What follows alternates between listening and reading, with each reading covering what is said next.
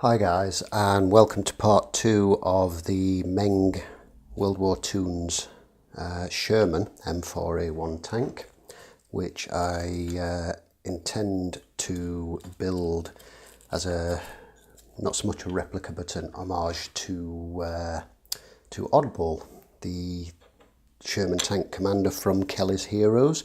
Now I normally don't do building on camera, because it's the kind of thing that I feel can be a little bit boring, a bit tedious to watch someone sort of cutting parts from the sprue and trimming them and sanding them and fitting them and gluing them and all that kind of thing. But because this is such a simple construction, I'm going to go through the bulk of the main construction. I'm not going to bother with the fiddly little bits like the handles and such. I'll put those on off camera. And also because my camera's on a tripod, so I'm kind of working around it here. And I don't have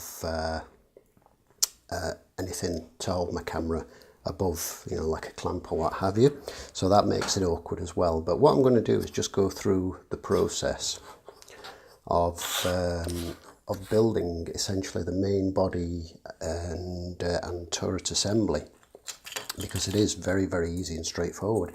Assembly begins with the bogie wheels, one each side, and these are two separate components here and here. I've already put them together, and they have plastic pins which go through these wheels so that they will rotate, because these ones built, you can actually roll them along on the tracks, you see.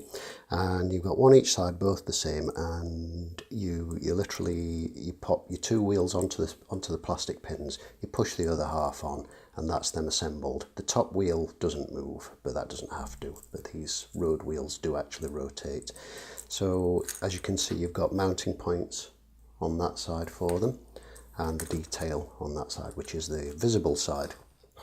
So what you then do is push these bits up here. You take your tank sides, and the fit of all these parts, incidentally, is very, very good. Really, really good fit once you've cleaned off the nubs. It has one thing I did notice, I'll mention. The plastic on this seems to be a bit harder than the plastic for the Tiger tank. Now, I know with styrene generally different colour plastics can have different, some can be softer than others. White styrene, for example, can be very, very soft at times, and grey styrene likewise. But then some of the coloured styrene, reds and blues and that kind of thing, can be quite hard and brittle, and clear styrene, as you'll know, for clear parts is very brittle. So there's obviously something to do with the additive that makes the styrene harder or softer. And this, as I say, it may just be my imagination, but this actually feels a bit harder and a bit more brittle than the Tiger, but I may be wrong, I don't know. Not so much so that it's a problem, but there were quite a few more nubs to clean off as well compared to the Tiger. But a bit of scraping with a hobby knife and sanding, and that was that. So your two tank sides simply slot together. I am going to be gluing this, but I'm just going to show you it all assembled as a push fit. Then you take your rear panel, which looks like this, and that simply slots into the back there, snaps in. And then you take your front panel, which looks like this, and that, see the same kind of fastener at the same kind of fastener at the front, and that slots in just like the back one. So that's the front and back of your tank.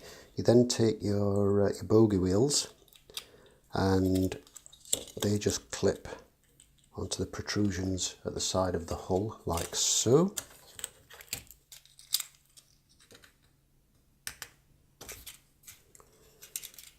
As you can see, oops, that then rolls along.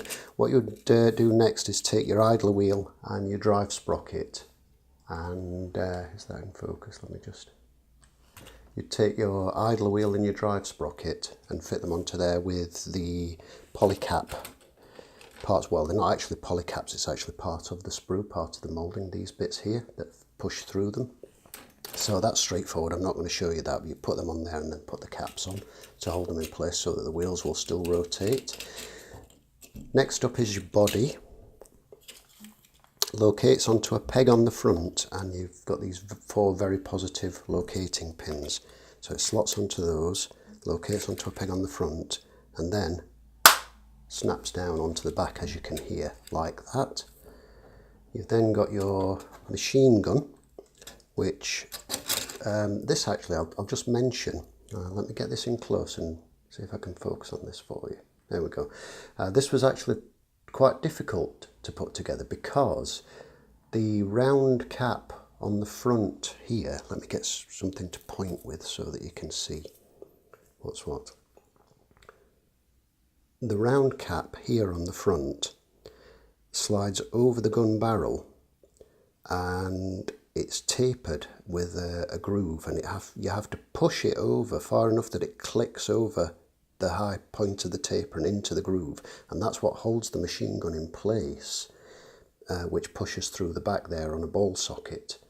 And that was actually quite tricky. What I ended up having to do with that was put it down on the table to hold the ball in place, and actually use the sort of fingernails of both thumbs to push it down until it clicked into place. But it's once it's in, it's very firm, it's not going anywhere. And then you've got this assembler, which then just glues into your tank like so. So you've got your little machine gun on the front, which, well, I'll need to glue that obviously, but it does actually wiggle about a bit, moves a little bit, which is quite cool. You could also, if you were so inclined, mount it that way around for anti-aircraft fire, perhaps. So that's your machine gun. The next part, so that's the main body, assuming that the idler wheel and the drive sprockets are on as well. The next part is the turret. So you take your turret base, you take the cannon, and this goes into the rear part of the mantlet, pushes in with a friction fit, and that's going to have to be glued as well because it will come out. And then you take the front part of the mantlet, which slides over and then pushes onto the rear part. Now I thought that held the gun in place. It doesn't. The gun, as you can see, will still come out at that, which is why I'm going to glue the gun in place, the cannon. What you do then is you sit this on its pivot points like so. Oops. Trying to do this and keep it all on the screen for you. And then you take the top part of the turret, which has 3 locating holes, and you simply slot that down and push it together. And even this, if I can bring this up and focus for you, even this, as you can see, has very, very good joining lines. There is a little bit of a gap, but you can't actually feel, it's not huge, the discrepancy when you run your fingernail across it. The fit is actually really, really good all the way around. And again, this required the nubs cleaning up because they were quite prominent on both of these parts, and they needed cleaning up from the back as well as on the sides.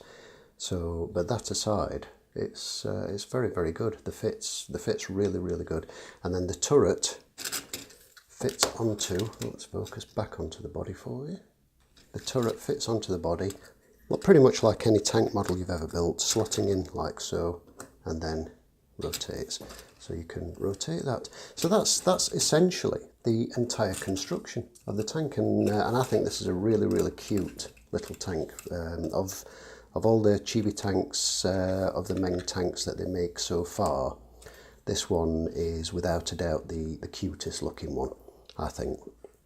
And obviously there's all the extra bits to go on: the shovels, the hatchet, all the handles, the hatches, the hinged hatches for the cupola or cupola and what have you.